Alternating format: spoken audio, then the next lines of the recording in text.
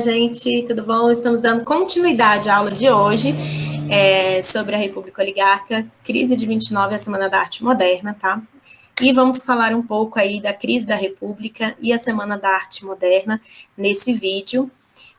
Lembrando que, assim, mais ou menos nós vimos aí, né, repercutindo aí, vamos retornar um pouco aí o que eu falei na aula, né, que a República, nessa primeira República aí foi muito marcada principalmente aí pela ascensão aí da cafeicultura, né, marcada aí pela grande poder dos coronéis, marcada aí também pela grande insatisfação dos direitos sociais, né, então não vou ter direitos sociais para todo mundo, e principalmente aí essas jogação de poder, né, esse clientelismo, toda essa política baseada num poder concentrado em realmente uma classe ou uma família, né, um poder mais concentrado em cima de uma certa população, tá?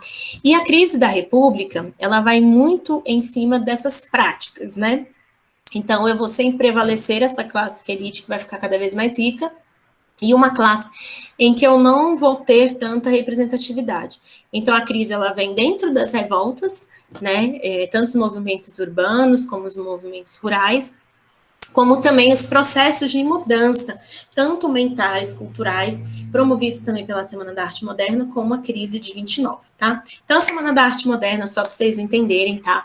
Contexto aí do século XX no mundo também, tá?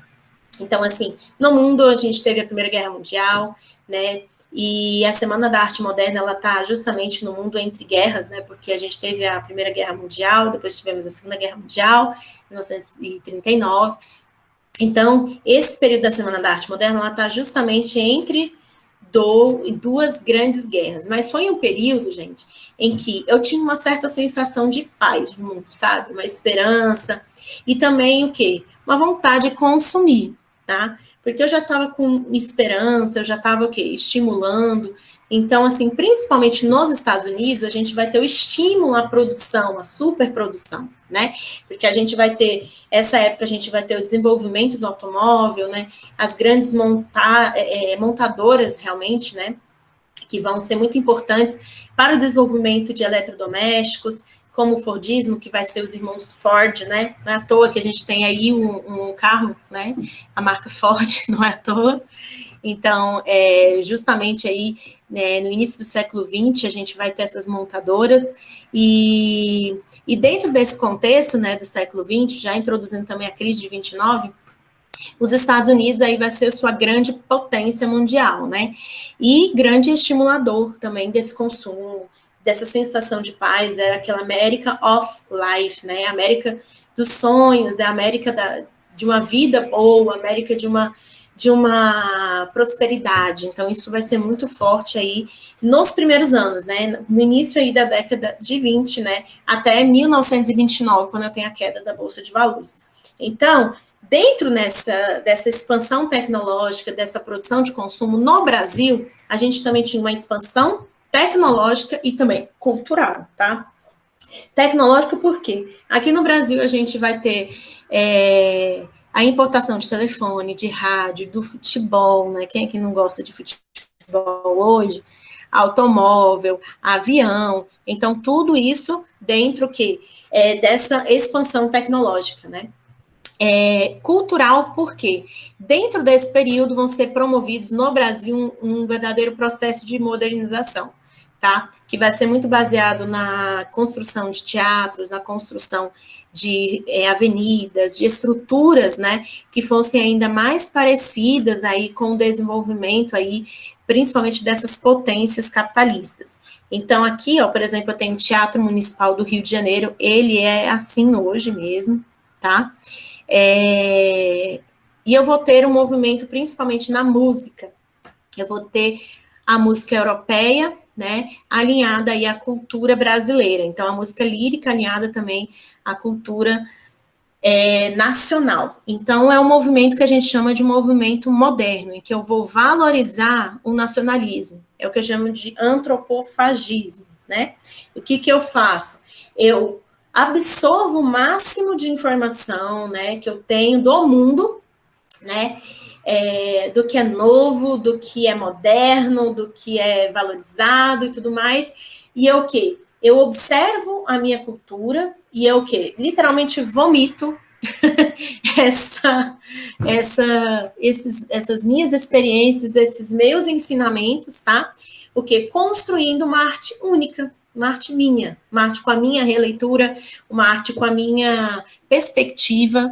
Então, isso vai ser muito forte. Então, a gente vai ter aqui no Brasil a música vanguarda, principalmente pós-moderna, riqueza de ritmos diversos, né, bem característicos dessa época. É interessante que vocês observem, por exemplo, as brasilianas aí de Cláudio Santoro, ou até as baquianas aí de Villa-Lobos, que vai trazer a música clássica, né, a música lírica, mas junto aí com a cultura brasileira, junto com aspectos aí da música brasileira, aspectos assim, principalmente Cláudio Santoro, que também é aí, ó, muito usado no Teatro Nacional. O Teatro Nacional Cláudio Santoro não é à toa, é um grande musicista brasileiro, aí do século XX, vai trazer essa junção. Então, eu vou trazer tanto instrumentos musicais clássicos, como também instrumentos musicais populares, né? Como a música popular dentro aí da estrutura da música aí durante esse século XX, tá bom? Então, a variedade de ritmos, a variedade de sons sobrepostos no outro, então eu vou ter hora ali, a hora tá mais dançante, a hora tá mais lento, então isso vai ser muito forte aí dentro da cultura brasileira, tá bom? Então deem uma olhada assim as brasilianas, deem uma olhada aí nas baquianas, aí também do Villa-Lobos, a série aí de várias canções aí, né, várias músicas, sinfonias, mas também áreas aí também para voz também, então eu vou ter a música lírica junto com a música popular, assim, no português, né, trazendo um pouco do ritmo nordestino, trazendo um pouco aí da cultura brasileira. E também, gente, esse modernismo caracterizado por um movimento pós-romântico, porque o romantismo, como a gente viu nas obras musicais do Paz, é um movimento em que valoriza o sentimento humano, a raiva, o amor, o apego, não sei o quê, tudo é todo romantizado. E no pós-romântico vai ser não mais as características humanas, tá? Mas o que? A valorização da nação, a valorização o quê? Da minha cultura, a valorização do meu costume, entendeu? Então, isso vai ser muito forte dentro da semana dessa arte moderna, tá bom? E esse grande movimento a gente chama de impressionismo, expressionismo e também ou neoclassismo, né? Então, isso vai ser muito forte. Só para vocês entenderem um pouco, né? Então, é um movimento de negação do romantismo, não só mais as emoções humanas, mas a cultura, a nação, evidenciando, valorizando a sua nação, valorizando toda a sua música, valorizando o estilo musical, valorizando a pintura, as cores, valorizando os monumentos. Então, tudo isso vai ser bem colocado, tá? E isso vai ser refletido, galera, dentro do ensino, que vai ser construído as grandes universidades, Universidade do Rio de Janeiro, Universidade aí de Minas Gerais, tá? Que não vai ser, a princípio, não vai ter um ensino universal, muitas pessoas não vão ter acesso, mas eu vou ter o início de uma universalização, né? Principalmente com novos cursos, como medicina, direito, engenharia, filosofia, né? Dentro de uma universidade. E sinfonia, e eu vou ter também o quê? Esse movimento, né? Essa semana, que foi uma semana de poesia, semana de exposição e semana de muita música, né? Chamando a semana da arte moderna. Lembrando que essa semana da arte moderna, ela teve esse objetivo justamente de apresentar essas inovações artísticas que foram desenvolvidas na Europa, mas que foram o quê? Vidas aí pelos próprios brasileiros, né? Então eu vou ter Oswaldo de Andrade, Mário de Andrade, Cassiano Ricardo, como grandes poetas que vão valorizar aí, né? A cultura brasileira. Mário de Andrade e Macunaíma caiu no meu paz quando eu fiz. Então, falando um pouco aí também, né, das culturas folclóricas brasileiras, dentro dos poemas, Oswaldo de Andrade, falando um pouco aí do pau-brasil, da riqueza do pau-brasil, pintoras aí como Anita Mafaldi, Tarsila do Amaral, que vai trazer aqui, por exemplo, as pinturas do operários, e também aqui o Apapu, né, também dentro da arte moderna. E eu vou ter músicos aí também, como Vila Lobos, né, que vai trazer várias, instrumentos musicais, várias sons, ritmos diferentes aí, alinhados à cultura tanto clássica quanto a cultura brasileira. Então, eu vou ter esse movimento, né? Mas como característica, a valorização do nacionalismo, buscando essa identidade nacional, porque desde o Império, gente, a gente tinha essa tentativa, né? Mas nesse período moderno, né, eu vou ter o modernismo, então eu vou ter essa valorização ainda mais da cultura nacional, ok? Então, só para vocês saberem direitinho, é muito interessante, a Modela permitiu que pudesse criticar várias questões, né, dentro do nosso país. Então, no início, ela tinha realmente uma releitura que era um pouco mais europeia, né, tinha muito mais da Europa do que brasileira, mas a gente já tinha alguns aspectos únicos brasileiros dentro dessa releitura, e ela foi intensificando, né, principalmente com a Tarsila do Amaral, né, que vai trazer aqui, nessa pintura aqui, os operários, né, que vai ser uma figura aí de grande importância, né, principalmente dentro aí dessa década de 20, em que eu já vou ter os movimentos operários grandes e fortes aí dentro da sociedade brasileira, tá? Então, o mundo estava vivenciando um período, assim, de muitas mudanças, né, mudanças sociais, mudanças mentais mesmo, né? Porque a gente estava vindo assim de uma Primeira Guerra Mundial. Então, essas sociedades, principalmente sociedades europeias, elas precisavam se reinventar. E os Estados Unidos aí valorizando ainda mais o consumo e a superprodução.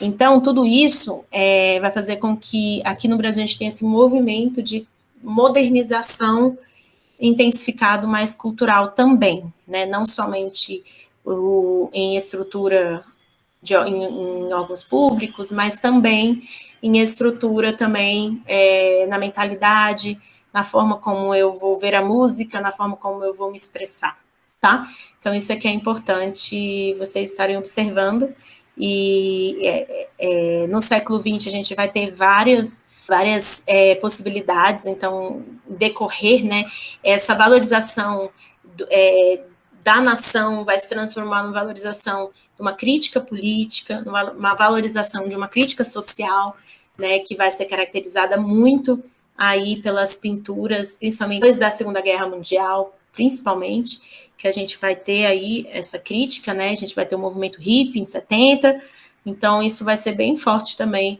isso vai trazer muitas mudanças dentro da arte, né, moderna, da pós-moderna, isso é maravilhoso, gente. Dê uma olhada também, acho que vale a pena valorizar, né, os artistas brasileiros, trazendo, sim, um pouco, muitos estudaram fora, tiveram outras experiências, então eles trouxeram essas experiências tentando alinhar um pouco da cultura brasileira. Claro que esse movimento da Semana da Arte Moderna, ele foi aí financiado pelo governo, né? Então, ela ainda era elitizado, né? Não era tão popular nesse início, mas ele possibilitou aí que as pessoas, né, pudessem ter aí uma experiência, né? Isso vai se transformar, claro, universalizar mais depois de uns anos, né? Dessa visão aí um pouco mais rebuscada, assim, nesse sentido, assim, uma visão mais fundamentada, assim, dentro da realidade, uma expressão artística.